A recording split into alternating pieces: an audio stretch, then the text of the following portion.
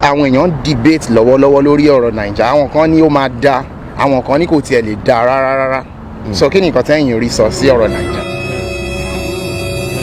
ṣé ẹ fẹ́ gbọ́ tọrọ akẹgbọ́. Yasin kò lè dà. What?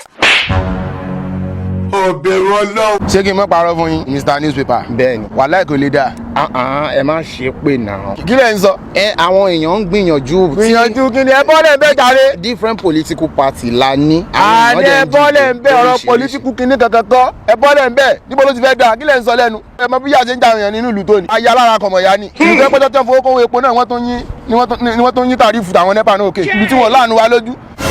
àwọn tí wọ́n wà níbi àwọn tí wọ́n fara ní wá nínú ìlú yẹn kò ní dáa fún wọn. oníjẹ wọn Alákẹ́ Adégbàyí. ó máa da náà ó máa da. Danjuma ni nílùú tó rú ti máa ń èèyàn tẹ́rọ pọ̀ tó rú mú tí wọ́n taná fòkù. sẹ́ríkẹ́ ti gbé aláǹdíkàpù over 2.5 ni wọ́n ń gbé wa lọ́wọ́lọ́wọ́ báyìí. $80 dín nísìn.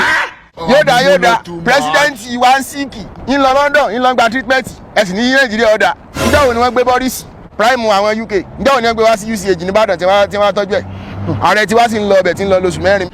odidi gómìnà ibì kan gómìnà ìlú kan ó sì lọ kú sẹ́kọ̀ọ́ sẹ́kùn gbọ́yùn rí nínú Nàìjíríà náà ni kò sí hospital tí yóò kú sí ni o ló fi lọ kú sẹ́kọ̀ọ́ ó wá lọ kú sẹ́kọ̀ọ́ odidi gómìnà. ṣé lè believe pé bí mo ṣe máa ń sọ̀rọ̀ lọ́wọ́lọ́wọ́ báyìí ṣé lè believe kò ló sọ ti wọ́n.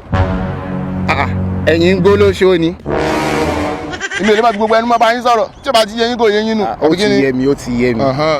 lọ́rọ̀ kan nísìnyí pé Naija ò lè da. kò lè dá o. wọ́n lọ fáyà yìí.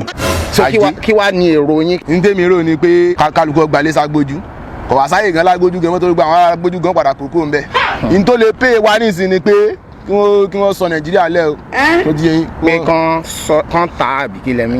mọ fi gbogbo ẹnu pé nǹkan mọ kí wọ́n ṣe ní black market tó ti yé yín. ó lè yé àwọn ará lé ni. ó lè yé sáwọn ará lé ni gbọ́ mẹ́mọ́ lèmi mọ sọ ẹjọ́ nítorí tọ́lọ́run.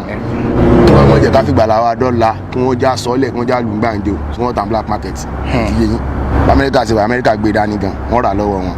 wọ́n ra Amẹ́ríkà máa ra Nàìjíríà. yàtọ̀ wọ́n rà kódà kó bá pín mẹ́ta gan wọ́n rà. àwọn sì mọ nǹkan Amẹ́ríkà láìka àwọn ẹran tọkọ bá pàǹtí wọn.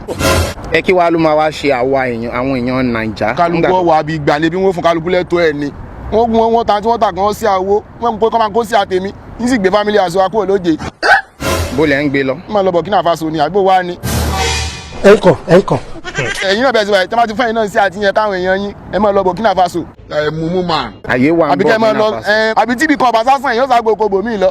bẹ́ẹ̀ni. àpín tó máa wulẹ̀ pín kí wọ́n ta ni. ká ṣí àwọ̀ ẹ̀. ẹ mọ̀ lé mi ẹjọ́ ìní sórí burúkú o. na mumu na too much. ṣé UK lẹ́fẹ̀ẹ́ kan ta fún ni àbá Amẹ́ríkà ewo gan ló wù yín kan ta Naija. ẹwẹ yín lẹ́mọ̀ gbé lẹ́yìn kí wọ́n ta tí wọ́n ta kó bèmí kówó ni kókó ìlú Áfíríkà fẹ́. ṣé àwọn mọ̀lẹ́bí yín ṣe ẹjọ́ ṣèpàdé yìí ni àbí ẹ̀yin lẹ́kàn mú àbá tẹ́lẹ̀ wá láti. mo rò pé orí yín burú àwọn mọ̀lẹ́bí ilé yín ò sẹ́ẹ̀ ya wèrè sá lórí burúkú yín fìlà yín bí ẹnu ẹ̀rọ mo rò pé ẹ ya wèrè ẹ kó sí ẹgbẹ́ máàkì kó ẹ kó sì kó lẹ́gbẹ̀ẹ́.